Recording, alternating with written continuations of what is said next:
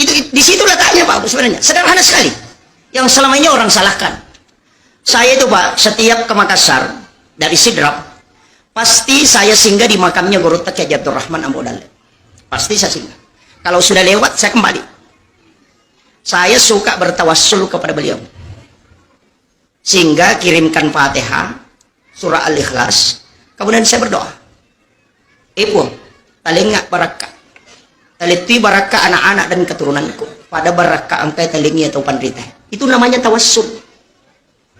Iya mina salah ko makadaki. Opo nganu pas salama ka. Itu tawassul namanya. Itu yang musyrik. Bedakan ya. Makanya pengantin baru itu disuruh secara makam. Sebelum dia berhubungan dengan istrinya, datang ke kuburan, minta kepada Allah supaya berkah yang diberikan kepada wali itu diberikan juga kepada kita. Kelak ketika anak kita lahir. Maka dari itu musyrik tidak. Kenapa di kuburan? Karena Nabi Rasulullah sendiri mengatakan bahwa setiap malam Jumat ruhnya orang muslim yang telah wafat dikembalikan oleh Allah ke kuburnya.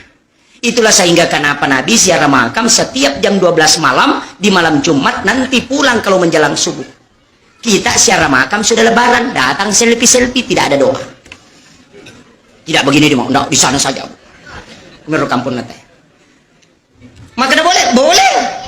Ada dalilnya, ada di dalam Al-Quran. Kita baca setiap sholat, ihdinas siratal mustaqim, siratal ladzina an'amta alaihim. Kenapa kita pakai siratal ladzina an'amta alaihim, bukan siratal nabi, bukan siratal malaikah, tapi kenapa siratal ladzina, jalannya orang-orang an'amta yang telah engkau beri nikmat. Itu yang kita minta. Ini kan makanya ziarah makam itu penting sekali.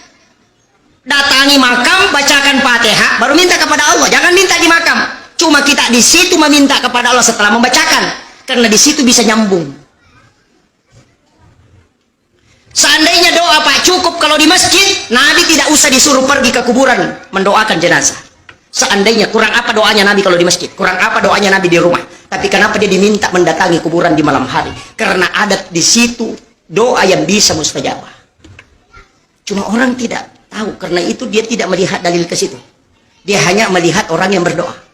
Apa bedanya? Aga si salana nareko angkat atau letek bola baru. Nama kanja lada bola na tita. Menrek okor bola na langsung makada buang taletok kak kasih bola matu mako kanja na. Sama. Kenapa ke rumahnya orang berdoa? Kenapa tidak di rumah saja? Itu sama tadi. Beda sedikit saja. Ini yang kadang disalahkan orang-orang yang tidak paham dengan Amalia Ahlus Sunnah wal Jamaah.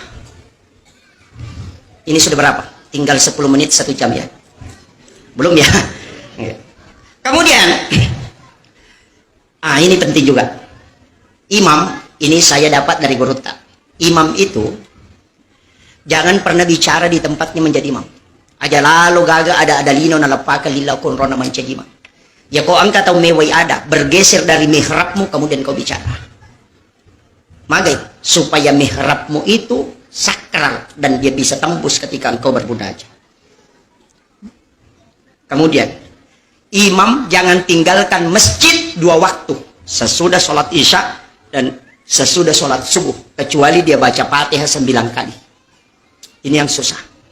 Ini tidak ada dalam kitab fikih, hanya diajarkan dalam tasawuf. Fatihah pertama kepada Nabi, Fatihah kedua kepada seluruh Nabi dan Rasul. La jami'il anbiya wal mursalin wasyuhada wassolihin wal malaikatil muqarrabin al-Fatihah.